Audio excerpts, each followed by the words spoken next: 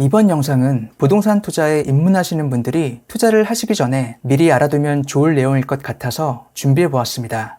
그래서 부동산 투자 경험이 많으신 분들은 굳이 시청하지 않으셔도 될 것 같아요. 우선 저에 대해서 간략하게 말씀드리면 4번의 아파트 투자와 3번의 지상 투자, 1번의 오피스텔 투자를 경험해 보았는데요. 남들보다 투자를 빠르게 시작한 편도 아니고 투자 경험이 다른 투자자분들에 비해 많은 편도 아닙니다. 하지만 부동산 투자에 대한 본질을 깨우치는 것이 가장 중요하다고 판단했기 때문에 적어도 남들보다 2배 이상 공부를 했던 것 같아요.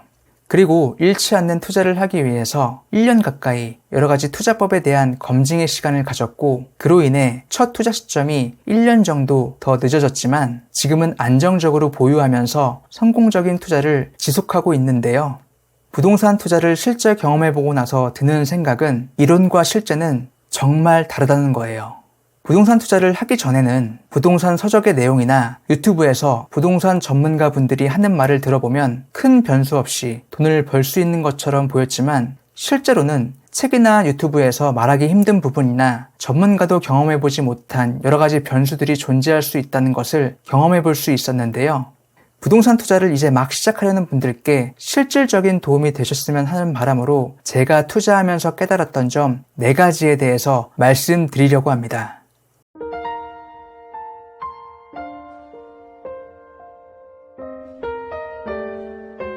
첫 번째로는 너무 욕심 부리지 말자입니다.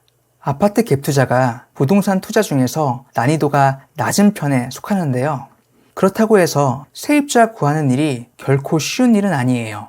만만하게 보았다가 잔금일까지 세입자를 구하지 못해서 계약금을 날리실 수도 있거든요.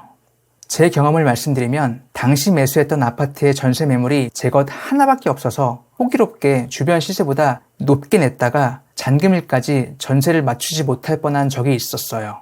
다행스럽게도 그 당시에는 주택담보대출을 이용할 수 있었기 때문에 무사히 잔금을 치를 수 있었고 여유롭게 세입자를 구할 수 있었는데요. 이러한 경험을 통해서 투자금을 줄이기 위해 너무 욕심부리면 안 된다는 것과 주변에 위치한 아파트의 전세 매물도 함께 파악하는 것이 매우 중요하다고 배울 수 있었습니다. 여러분께서는 저와 같은 실수를 하지 마시고 첫 투자라면 투자금이 조금 더 들어간다고 하더라도 시세보다 전세 가격을 조금 더 낮춰서 되도록이면 세입자를 빨리 구하시는 것을 추천드려요. 두 번째로는 플랜 B는 무조건 있어야 한다입니다. 앞서 말씀드렸던 케이스처럼 제가 주담대라는 마지막 카드가 없었으면 아마 계약금을 돌려받지 못했을 수도 있을 것 같은데요. 때로는 50군데가 넘는 부동산에 매물을 알리거나 주변 시세보다 가격을 낮춰도 시기가 맞지 않으면 원하는 날짜에 세입자를 구하지 못하는 경우가 생길 수도 있어요. 그래서 항상 투자하시기 전에 최악의 상황을 대처할 수 있는 계획을 미리 세워두고 투자하시는 것을 권해드릴게요. 세 번째로는 가지고 있는 투자금으로 가장 좋은 것을 사라입니다. 여러분은 2억 원이라는 돈이 있다면 어떻게 투자하실 건가요? 예전에 저라면 1억씩 2채를 매수할 것인지 5천만 원씩 4채를 매수할 것인지 여러 번 고민해 보았을 것 같은데요. 지금의 저라면 2억으로 가장 좋은 아파트 1채를 매수할 것 같아요. 투자금을 쪼개서 여러 채를 보유하면 더 큰 수익을 얻을 수 있을 것처럼 느껴지지만 실제로는 입지가 좋은 곳에 위치한 똘똘한 1채가 제 경험상 가격이 더 많이 오르더라고요. 그리고 투자에 입문하시는 분들이 가장 관심이 있어하는 투자가 소액 투자인데요. 소액 투자는 투자금이 적게 들고 가격이 조금만 올라도 높은 수익률을 보이기 때문에 혹할 수 있지만 절대 가격으로 따져보면 큰 금액도 아니고 보유하는 기간과 매도 시 세금까지 감안하면 실제로 손에 쥐는 돈은 많지 않아요. 그래서 첫 투자를 하실 때에는 가지고 있는 투자금으로 가장 좋은 것 하나를 사세요. 좋은 물건일수록 보유하기 편하고 가격도 많이 오른다는 점을 알아두시면 좋을 것 같아요. 4번째로는 부동산 소장님을 속이려고 하지 말자입니다. 혹시 여러분 중에서 공부 목적으로 매수자 혹은 예비 세입자인 척 집을 보러 다니신 적 있으신가요? 저는 개인적으로 그 방법은 좋지 않다고 생각을 해요. 왜냐하면 부동산 소장님들은 사람을 만나는 게 직업이기 때문에 몇 번 대화를 나눠보면 다 아시거든요. 괜히 어설프게 속이는 것보다는 차라리 처음부터 화끈하게 투자자라고 이야기하세요.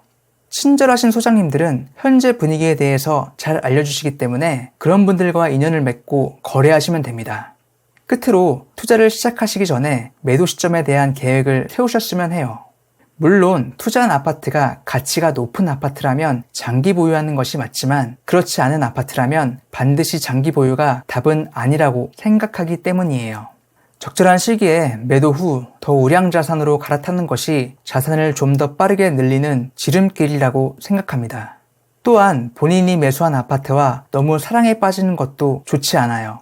사랑에 빠지면 아파트의 가치를 객관적으로 바라보기 힘들기 때문에 매도와 같은 결정적인 순간에 좋은 선택을 하지 못할 수도 있거든요. 이번 영상이 부동산 투자에 입문하시는 분들께 많은 도움이 되셨길 바라며 여러분의 안전하고 성공적인 투자를 기원합니다. 감사합니다.